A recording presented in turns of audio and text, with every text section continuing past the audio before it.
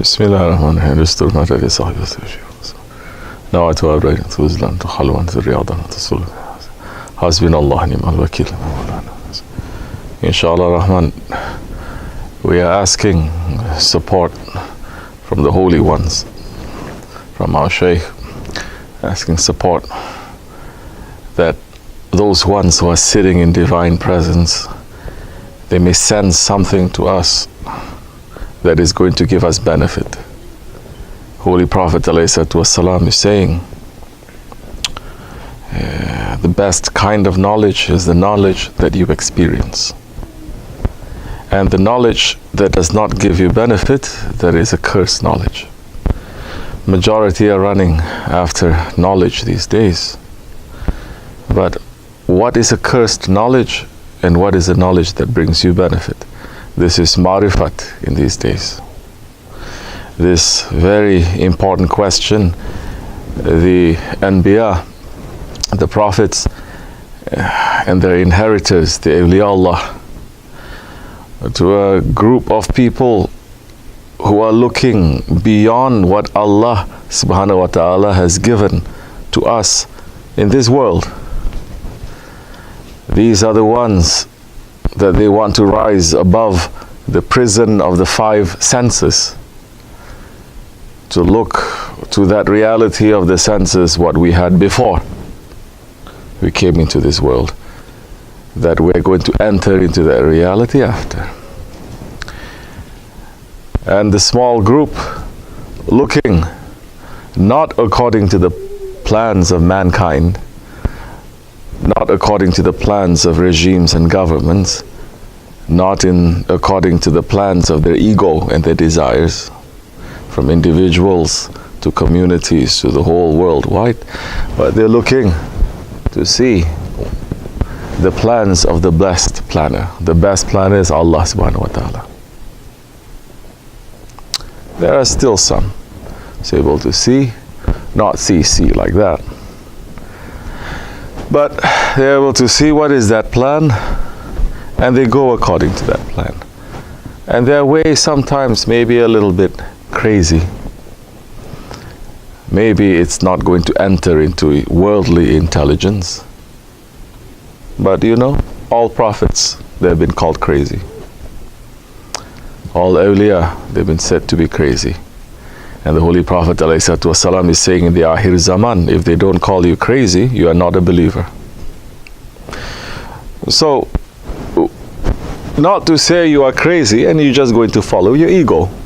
Not to say you're crazy, you're just going to take this religion of Islam and the holy tarikats in Islam and go according to your own desires, to change the Shariat, to change the meanings according to who pays you, or according to what women's they like, or according to what men's they like, or according to what regime or society. It's according to what Allah and His Prophet ﷺ they like. This is important, because these are the days of the Urs of Sultan Mehmed Fatihan, Jannat Mekan, inshallah. That majority of the Muslims, they are forgotten. What he did was huge. What he did was momentous in Islam, in the history of the world.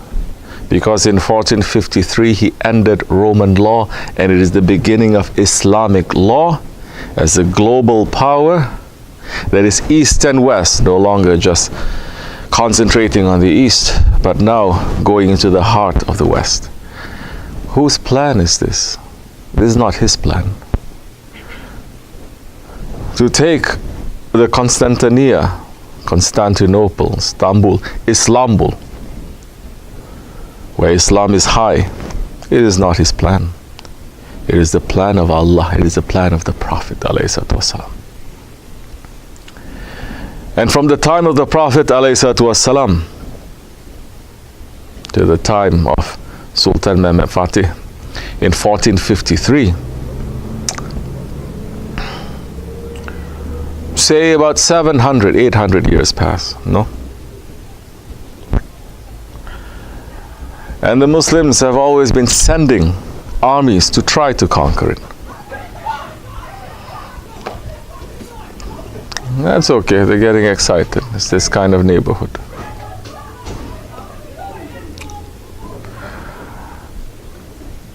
So they're trying to come into Constantinople since the time of Hazrati Osman, Hazrati Muawiyah radiallahu an. During the time of the Abbasis, during the time of the Umayyas, continuing. They've been trying, they brought armies there. No permission is given. Ayyub Sultan. Who was Ayyub Sultan? Hazrati Ayyub al-Ansari radiallahu an. Who was he and why did he end up there in the walls of Constantinople? They didn't go there because they want to get the riches of Constantinople.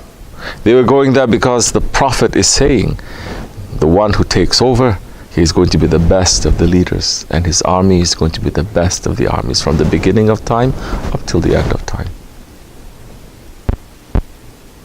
And when that Byzantine emperor, just to mess around with the Muslims, I believe it was during the time of Hazrati Muawiyah's time. Before that, Hazrati Ayyub Sultan already went there, and he passed, and he said, if I pass, bury me here. They know what they're doing, because the awliya, the sahabis, the tabi'ins, wherever they are buried, that time the tajalli of Allah is going to rain on that area. They're laying down the seeds for future when it's going to be open for Allah, for Haqq. And you're going to see, the world is going to discover now the whole globe, it is littered, seeded with the maqams of sahabis. Even in North America here, the sahabis they reached, especially in that area, where Shaykh Effendi was saying, in I forget where it was. They landed and they were buried there too, because there are 124,000 sahabis. They went all the way to China, moving through the Straits of Malacca to China, to everywhere. Because if it doesn't happen during that time, it's going to happen soon. You see how these Mubarak ones, even after they pass, they're still working for Islam. They're still making the hijrah. They're still pulling people with that power that is in the maqam. They're still pulling people. So when the Byzantine emperor is saying, just to mess around with the Muslims, because he's seeing Hazrati Muawiyah was having the war, the battle with Hazrati Ali, he's saying, we're going to send word to them. We're going to find the grave of Hazrati Ayyub Sultan, and we're going to dig it up. When Hazrati Muawiyah heard that, he sent a message to them, and he said, if you dare touch one stone from his maqam, every church that you're going to see, from where we're ruling up till the lands where the Rum is ruling, every church we will destroy. Every Christian tomb we will destroy. You are speaking to a race of people, a group of people that they are not afraid to die for the sake of Allah. I will stop this war with Hazrati Ali, he's saying, and all of us will wage war to you. What is he speaking from? This is a sense of honor. There is a sense of ashq. Everything for the sake of Allah. You say, I will burn, no problem. This is how the Prophet was. This is how the Sahaba Kiram were. I will burn, no problem. Just to get one smile from you. As later, 800 years later, when Sultan Mehmed Fatih wrote in that poem, he says, what is Constantinople? What is Egypt? I would burn all of Egypt if I can get just one smile from your face, one rose smile from you. Talking to who? To the Holy Prophet ﷺ. When there is this fire with the Muslims, then yes, east and west, north and south, it is open. Because it is not for revenge, it is not for hatred, it is not for riches, it is not to say put this group down, put this group up, but it is because of Janabul Haq, because of Allah subhanahu wa ta'ala, and because the Prophet ﷺ, he is Rahmatan lil Alameen. Whatever his sword touches, we wish his sword were to cut our neck. How blessed it would be. Just as once he had prisoners of war and they were all tied up, and he was looking at them, and he was looking at them and smiling, and they were saying to themselves, what kind of a prophet is this? He's looking at us, we were his prisoners, and he's smiling. Because at that time, as it is today, if you're a prisoner, you have no right. They can do anything they want with you. And all the laws saying it's okay to. Geneva Convention, who cares what Geneva Convention is doing? But the Prophet ﷺ, he did not allow it. He smiled back to them and he said, oh, don't you know that even my prisoners, they go to paradise with me? Because what they are doing now, it is very easy to conquer the land. Very easy. Genghis Khan conquered the land. East to west, north to south, he conquered. The Iskandar, Alexander the Great, I'm not talking about Zulkarnain. Zulkarnain is completely different. Zulkarnain is Oghuz, it's completely different. Iskandar is different. Alexander the Great is that Greek Macedonian king, it is different. Don't mix up the two. Quran is talking about Zulkarnain, who is a prophet, not Iskandar.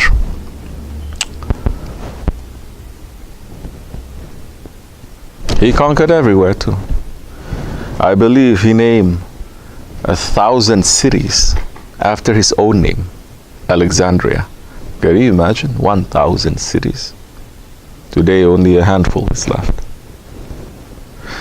So easy to conquer. Don't you know?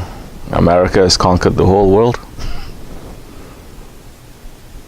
Russia is trying to conquer. China is trying. It's so easy to conquer. But try to conquer people's hearts. This is the most difficult thing. Conquering their hearts.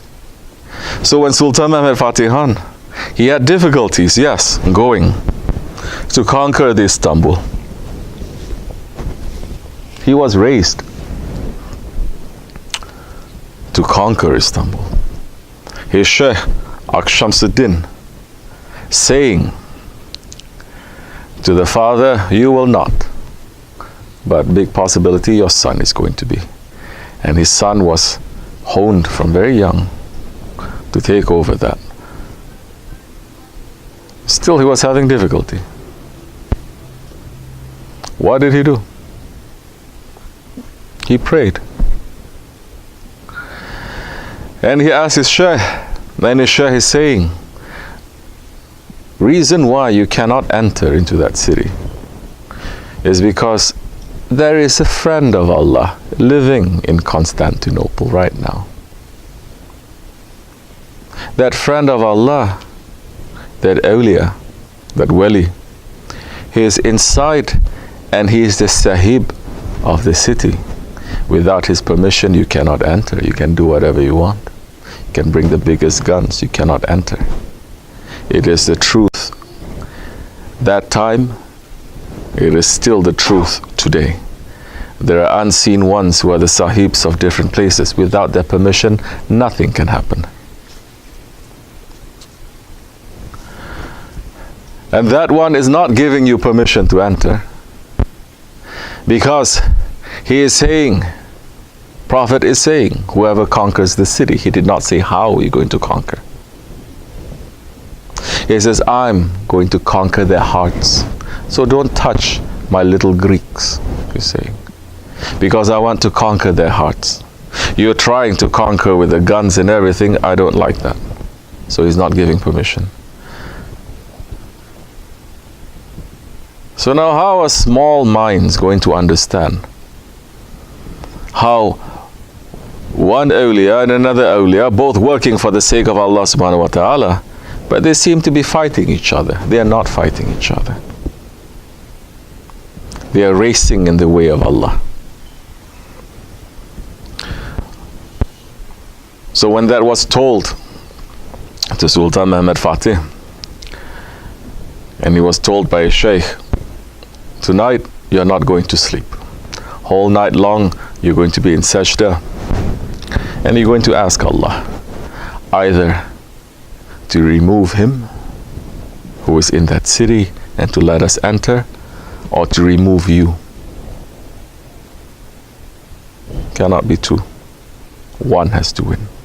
Whole night long he believed. He went to sajda whole night long. He was praying, either remove that one or remove me. He believed.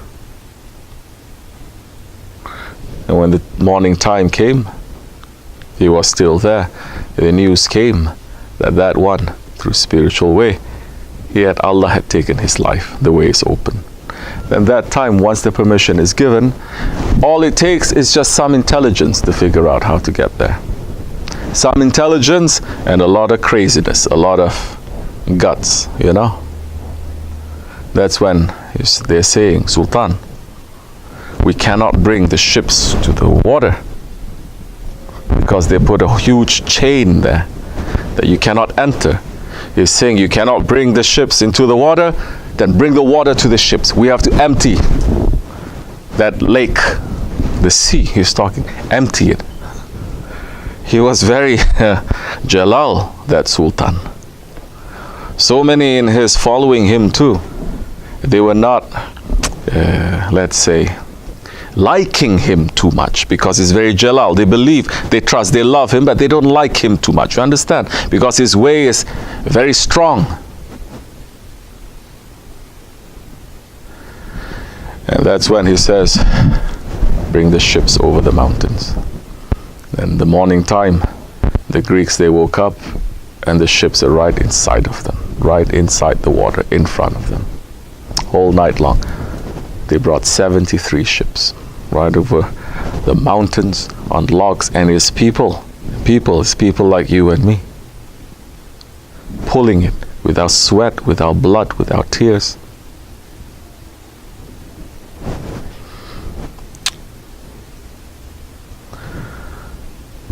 Then it happened that when Sultan Mehmed Fatih Khan,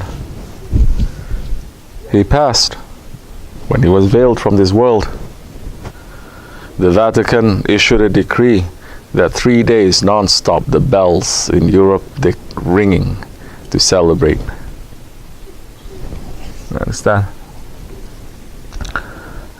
So, what is that other poem he's saying? Wake up, you're living legend. When you believe that your life, it is a legend, that your life, it is not just to work 9 to 5 to feed your families, to own a house, to live and then to die, to eat and drink and to have children, and you believe that your mission, because we are Muslims, that our mission is much bigger than ourselves, that our mission as believers, it is the mission of the Holy Prophet ﷺ, then you're not going to rest. Because your vision and your mission and your look, it is much bigger than what you are. And you're going to run after that. It doesn't matter if you cannot do anything. But your will and your intention, it is huge. And you're longing for that. What are we longing for?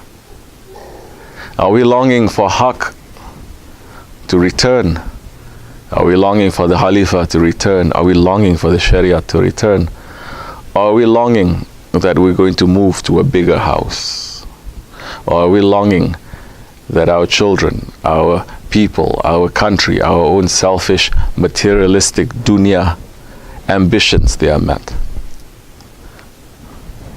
Islam, for over 1,400 years, they put Allah and His Prophet first, and Allah is giving everything that the dunya has to offer to them too, to us too.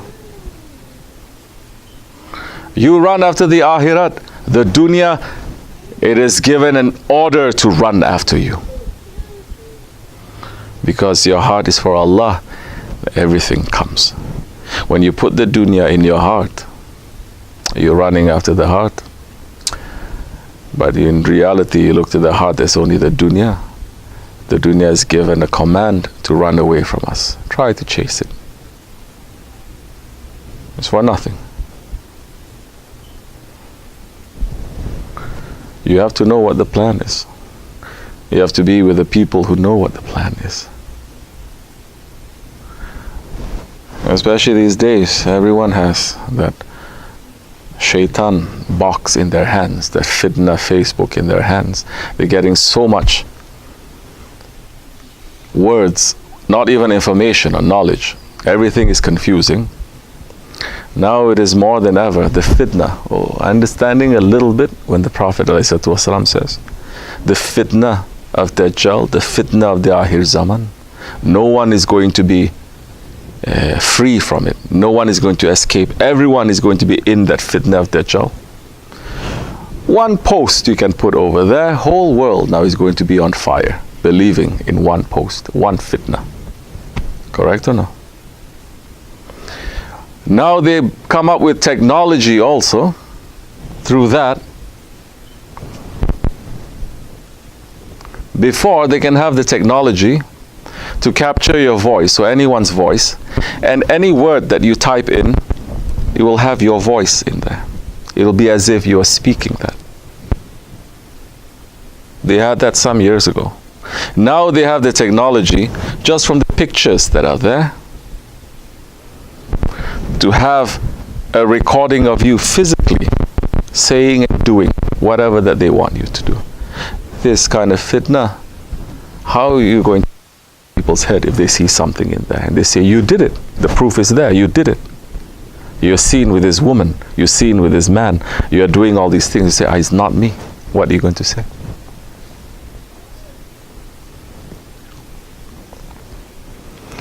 So their plans may be a bit crazy, but it's not really, because the Prophet ﷺ is saying, pull yourself back a little bit. Pull yourself to the mountains. Live simple. Whatever that you have in your religion, hold on to it. Don't go looking for too much, because there's so much confusion out there. Be sincere, be good ones. Prepare for Hazrat Mahdi alayhi salam. Wait for him. Mahdi alayhi salam is going to come to destroy the fitna of Dajjal. If you are not aware of this fitna of Dajjal happening right now, you cannot be with him later. Because later, black may be white and white may be black. Kafara, the kufr on the forehead of Dajjal, will only be seen by those who have the nur of Allah, the believers. Not for everyone. Majority, they're going to follow Dajjal. Dajjal is going to come in the form of prophets.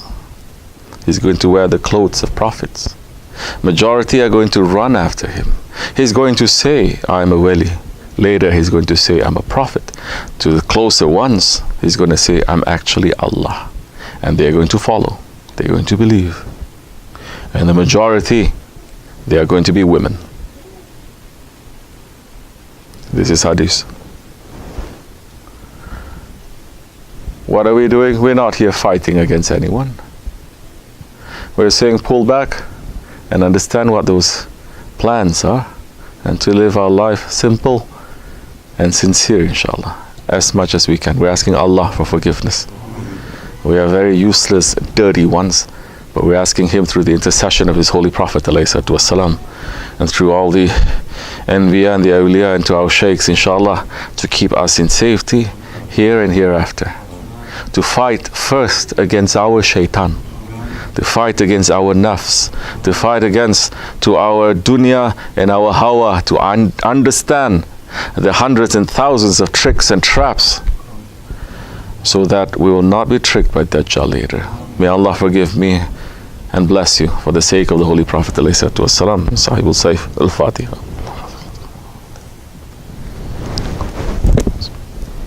Amin. Assalamu alaikum wa rahmatullah.